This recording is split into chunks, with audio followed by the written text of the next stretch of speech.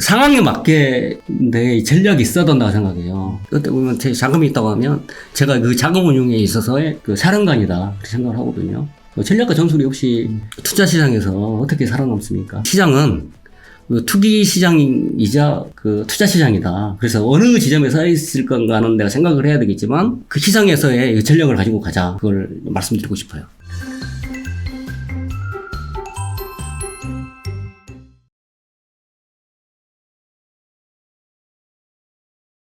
그리고 일단 마지막에 분할 매도에 대해서는 어떻게 생각해요? 분할 매도도 하지 말아야 되는 겁니까? 분할 매도도 마찬가지죠. 분할 매도 상황이 되면 분할 매도를 하는 거고 전략 매도를 해야 될 때가 있어요.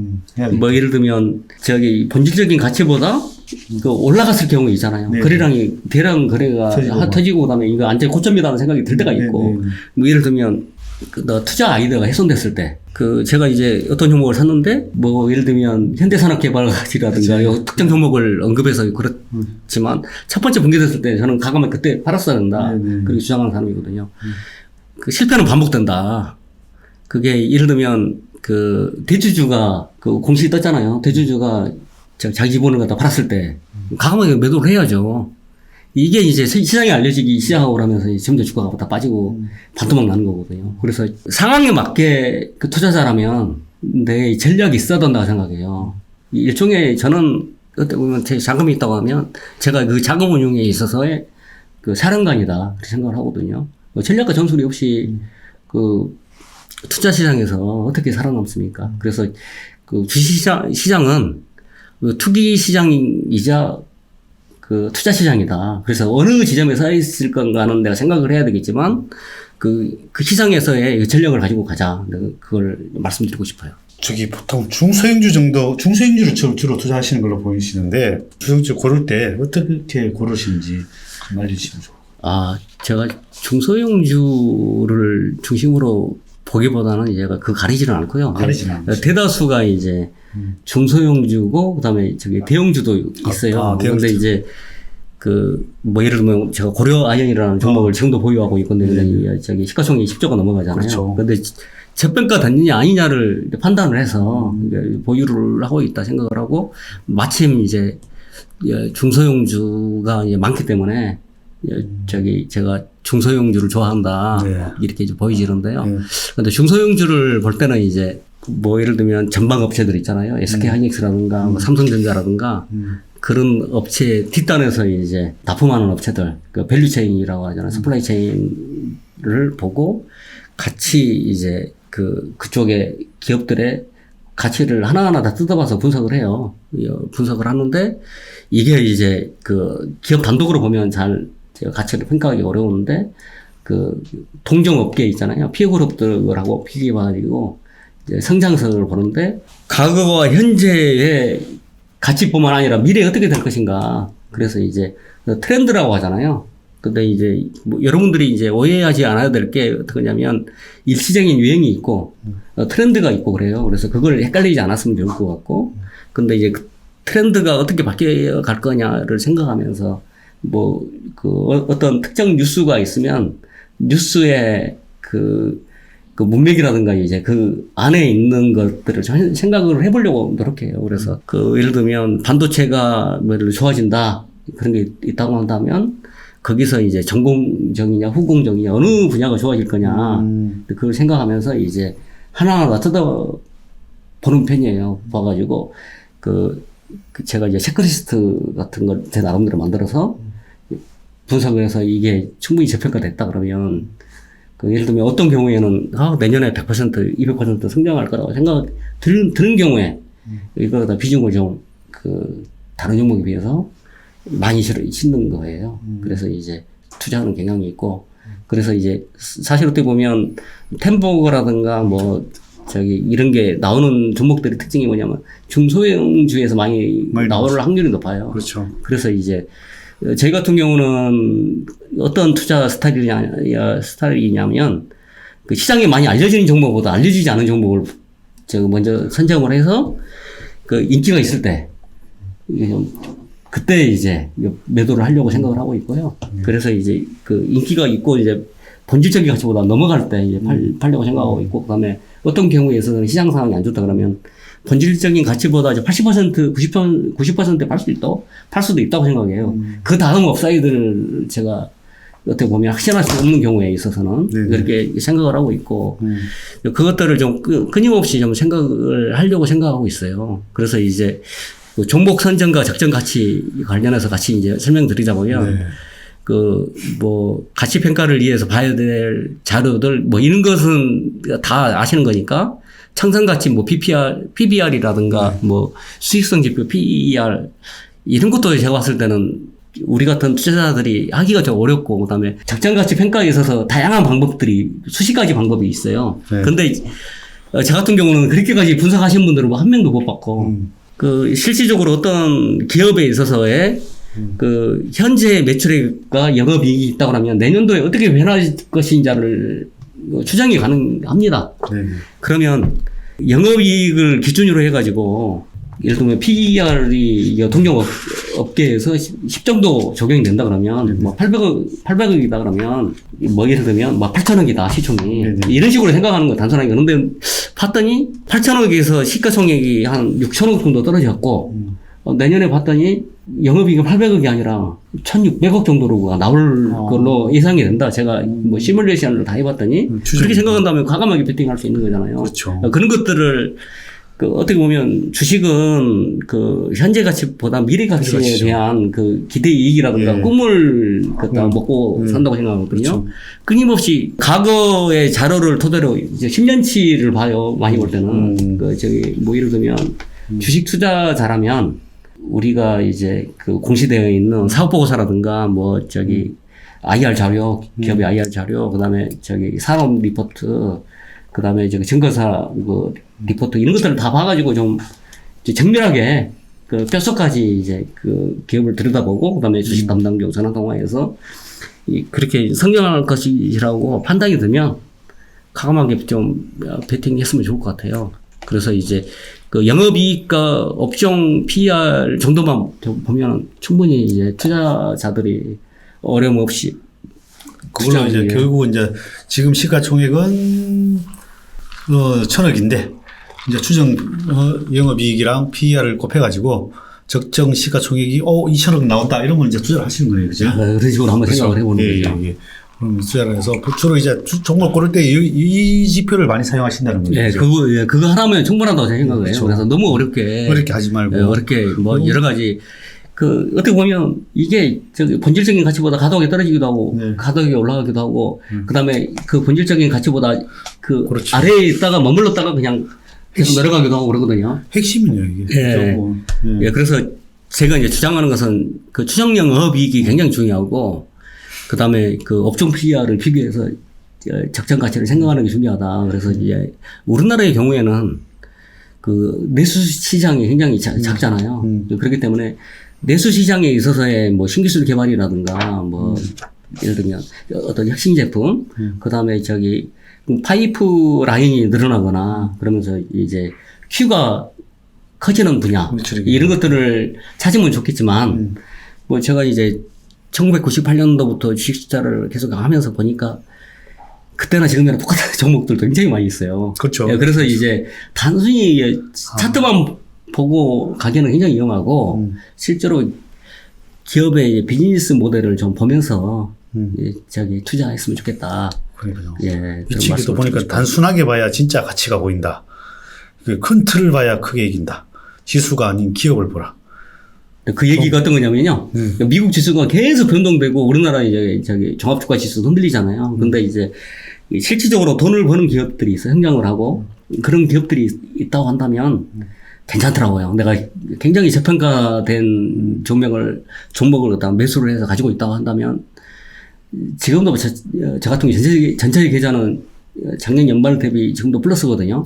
그래서 그 이유가 뭐냐면 본질 가치를 갖다가 제가 사고 팔지 않았어요.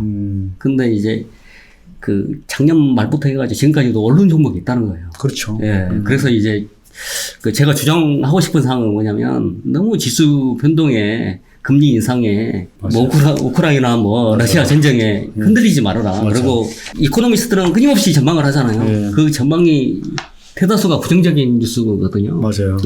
그런 뉴스에 너무 흔들리면 내 투자가 어려워진다. 중심을 잡기 어렵다. 맞아요. 그런 말씀을 드리고 싶습니다. 맞아요. 요즘 신문을 보면 인플레이션이 이거 난리가 아닌데요. 이 대표님께서는 보니까 인플레이션 사자의 등에 올라타라.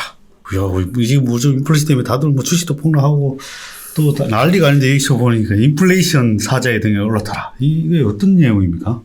제가 주식 투자를 하다 보니까 기본적으로는 이제 코스피도 마찬가지고 그 S&P 500의 경우에도 주가 인상되는 시기가 있었고 금리가 인상되는 시기가 있었고 금리가 인하되는 시기가 있었는데 대체적으로 계속 우상향을 해서 지금까지 계속 해왔어요. 그 이유가 보면 인플레이션 물가가 인상됐다고 그런다고 하면 저희가 이제 뭐 예를 들면 저희가 이제 전철을 타거나 뭐 예를 들면 식당들에 식사를 하거나 지속적으로 뭐냐면 예를 들면 금리가 올라가거나 뭐 물가가 올라가거나 그런 부분들이 있다고 한다면 이걸 원가에다 반영을 기업들의 경우에는 이제 이익을 내야 되기 때문에 원가에다가 인플레이션 되는 부분을 원자재라든가 인건비라든가 이런 부분들을 전부 다 올릴 수밖에 없거든요. 뭐 해마다 이제 예를 들면 버스 요금이라든가 뭐 택시 요금 이런 부터 시작해가지고 다 오르지 않습니까? 최근에는 제가 이제 보다 보니까 식당의 경우에는 다 1,000원씩 올랐어요. 뭐 한 5% 이상. 실질적인 우리 체감 물가는 15% 20% 오르는 경우가 굉장히 많거든요. 그런데 그렇게 오른다고 하면 이게 이제 기업의 경우에는 다 그걸 원가에 반영하기 때문에 실제로 계속 가격은 올라가고 있거든요. 그러면 그 기업은 손해보지 않기 위해서 가격에 포함시켜서 이제 소비자한테 전가를 하거든요. 소위 말해서. 근데 그 전가를 하기 때문에 기업은 계속 이익이 나고 인플레이션만큼 또 주가가 올라가게 돼 있거든요. 그렇죠. 내가 이제 투자를 하지 않으면 손해보게 된다.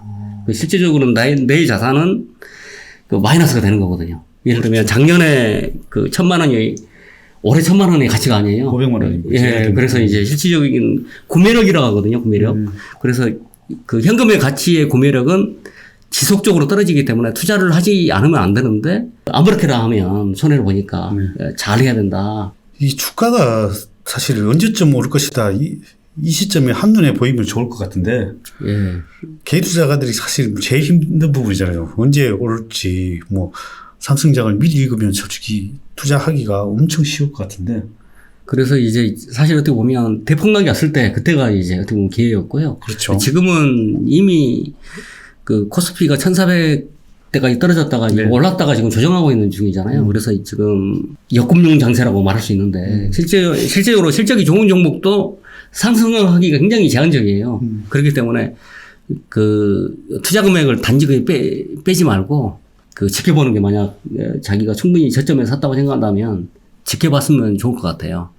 지켜보고 기다리다 보면 분명히 가치를 갖다 반영해 줄 거다 그렇게 생각을 하고 있습니다. 네.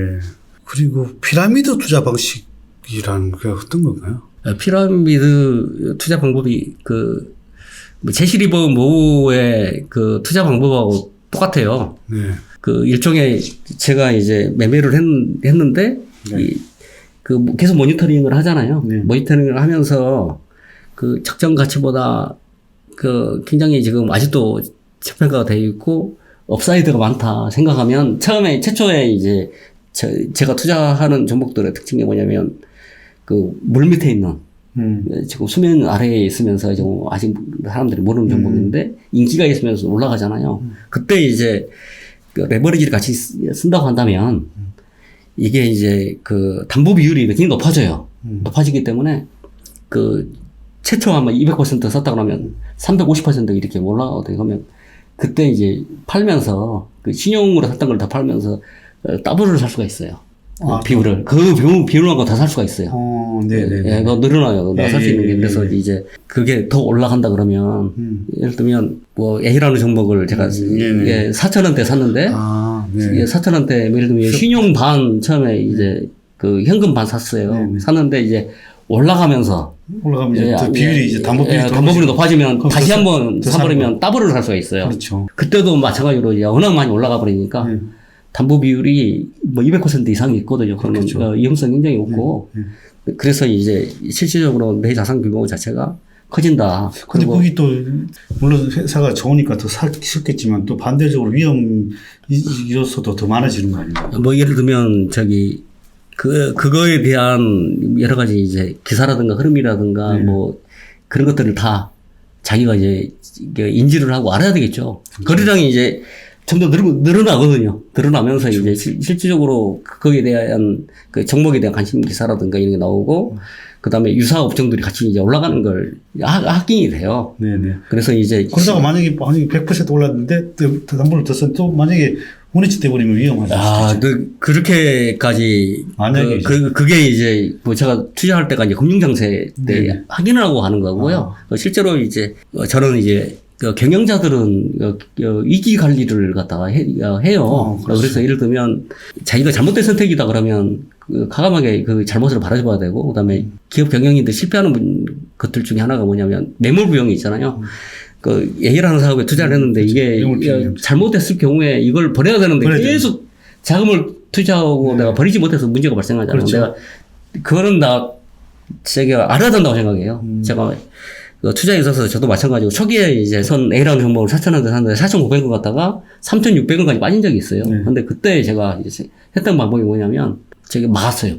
기업 경영인이 이제 부도 직전에 여기저기 은행에서라든가 여러 가지 뭐 자금을 그렇죠. 뭐 지인들한테 빌려서도 어떻게 막아야 되잖아요. 근데 그때 제가 그 마이너스 성장하고 씨앗돌 대출을 통해서 막았고 그게 이제 10,000원 이상 올라갔고 근데 실질적으로 이제 그 전에는 이제 뭐 미중 무역 전쟁 때 그 어떤 종목을 샀는데 이게 3,000원 이하로 순간적으로 빠진 적이 있어요. 근데 그때 저도 그 자금 활용이나 여러 가지 여의치 않고 저도 불안하잖아요. 같이 이제 시장을 보면서 팔았어요. 전체를 다 파는 건 아니고 그 담보 비율이니까 신용으로 산 걸 팔았어요. 그래서 이제 한 번에 다 팔지는 않고 그 위에서 이제 초기 반응이 오지 않으면 시장을 나 볼 수가 있다고 생각하거든요. 그 시장을 보면서 이제 거의 80% 예를 들면 비중을 줄였죠. 그 다음에 60% 이렇게 계속 줄이다가 아래에서 바닥이라는 생각이 들고 확인하면서 이제 대량으로 매수하게 했어요. 한 번에 이제 80%, 20% 이런 식으로 샀죠.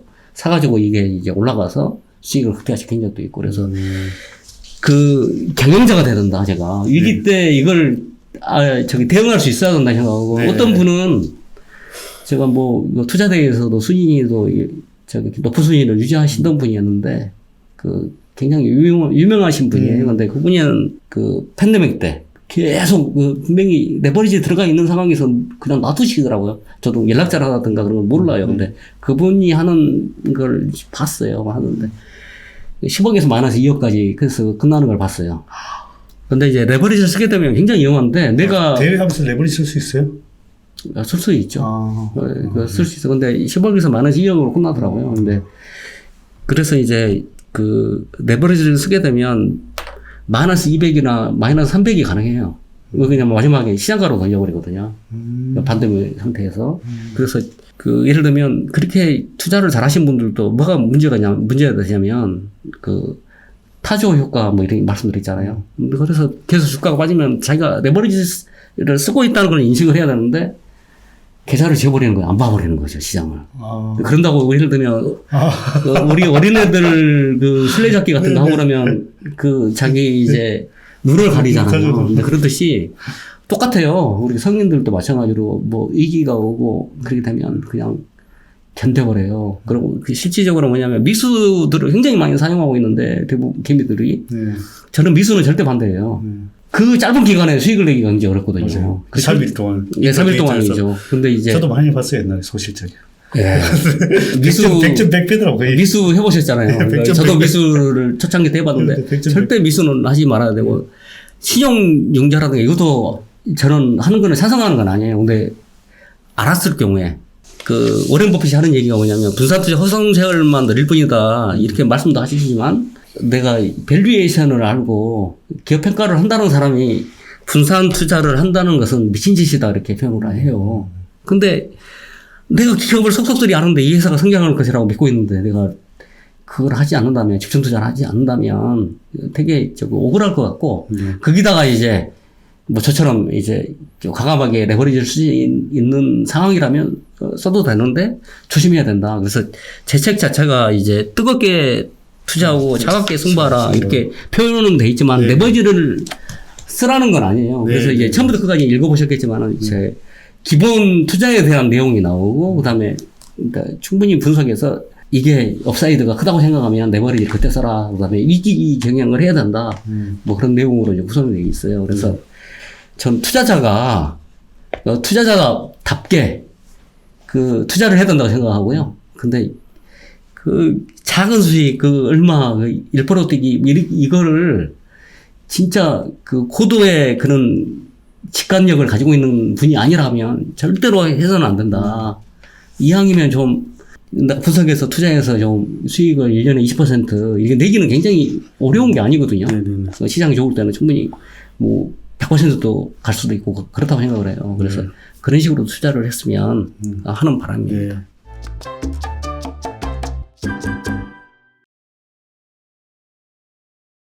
투자자는 선입견이라든가 과거의 편견 이런 거 다 버려야 된다고 생각해요. 그 당시에 이제 그거 기업을 다시 분석을 하고 좋다고 생각하면 기존에 가졌던 생각을 딱 지우고 실질적인 가치에서 그 매매를 하고 그 다음에 실질적으로 본질적인 가치보다 위로 올라갔다 생각하면 그때 뭐 전략 매도도 할 수 있고 그렇다고 생각합니다. 그런데 너무 지나치게 싸게만 잡으려고 하다 보고 그 소극적으로 이제 그렇게 하다 보니까 자산이 자기 가진 돈이 굉장히 소중하겠죠. 근데 나도 위로 안 살아주는데 종목을 좋다고 생각하면서 누가 위로 올려주겠어요. 그렇죠. 그래서 이제